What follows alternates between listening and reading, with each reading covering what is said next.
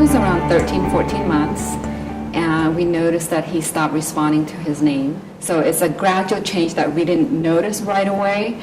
There was no other symptom for us to recognize or to say, oh, this is a sign of autism. After the diagnosis, I refused to do any research. I was, I think I went into sort of a depression where I shut everybody down. I didn't want to do anything. So I think about 4 or 5 months, maybe close to 6 months, that's when I said, okay, I can't mope around anymore. I need to do it. Even though he was still getting speech and stuff, but I didn't go further than to just get the basic therapy for him. It took me a while to say, it's not going to go away. This is reality. This is what it is. You just have to face it.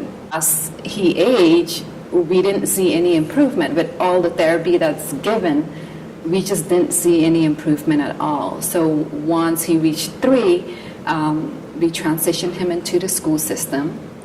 And that's when I told him, he's getting a little bit more angry. I think it's because his communication is not there. He's very frustrated. He can't tell us what's going on. And then they finally agreed to assess him to see if they can match him with a communication, device or tools. So it was a long battle, and this is when his behavior came up.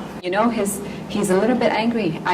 There's something wrong. This is a happy kid. This is not Evan. Yeah. And it seems like they were not alarmed because they were just like, this is it. This is autism. This is normal. Deal with it. They didn't really, I didn't sense the urgency like we did. We cut back on social outings. We don't go out to dinner.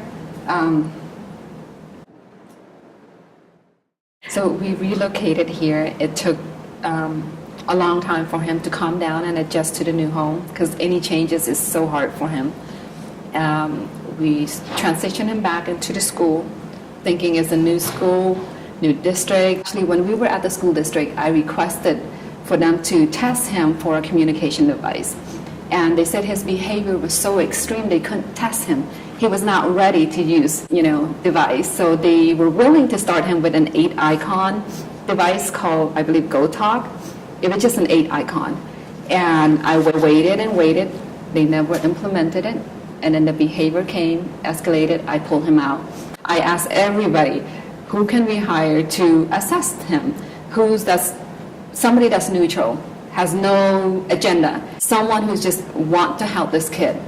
And no one could tell me. So I went on Google and I started searching, communication device, and then it came up ATEC. So I called and they said, Goodwill. Goodwill, did I call the wrong number?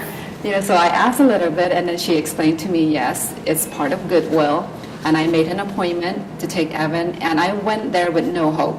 Basically, I went in there thinking, it's just another visit, another empty appointment. They tested him, and then they came up with different numbers of how many words he has, and I looked at them, are you serious? We're talking about my son here, the one that the district want to start with an 8-icon. They say, yeah, he's so capable, look. And they made him do some stuff in front of me. I was like, wow. And they recommended that device. The first level that they showed me, it was a 60-icon. And they said, well, let's do a trial run. You press on the apple and they say, eat. And I'm like, oh, here, you get to eat. You get your food. And he looked at me with this glow. I still remember to this day. He was just so happy to be understood. So from there on, he moved up 3 levels now. The day-to-day living with autism is very complicated. You have your ups and downs. But Goodwill is such a good resource. I wouldn't know what to do without them. For Evan, I'm glad I found them because I can't imagine without having the device for him.